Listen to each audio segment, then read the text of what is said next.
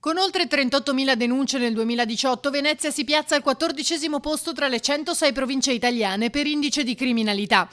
Lo rileva uno studio del Sole 24 Ore che però va saputo leggere non sottovalutando un aspetto fondamentale, dice il questore. La posizione della città di Venezia nella classifica del Sole 24 Ore è sicuramente alta, ma innanzitutto poi vediamo, leggendolo più attentamente, che c'è un forte calo generale dei reati, quindi gli dà un posizionamento in evoluzione positiva, con una diminuzione delle denunce, ma poi nello sviscerare il contenuto si vede che i reati sono tipicamente connessi a una realtà ad alto tasso turistico. Secondo i dati del quotidiano, l'anno scorso sono stati denunciati 5.849 furti con destrezza, un dato che posiziona Venezia al 5° posto in Italia, ma su cui il questore specifica. E sono proprio reati che si vanno a connotare in una città che ha il 3° aeroporto più grande d'Italia. Significa che i flussi di milioni di persone che gravitano su questa città portano naturalmente un tipo di reati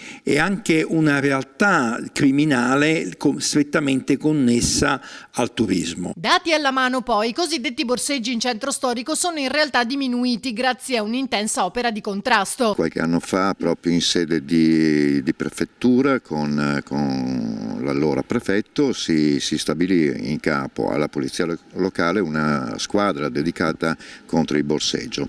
Ovviamente la città non è facile, è complicatissima anche per la sua logistica e urbanisticamente per come si presenta.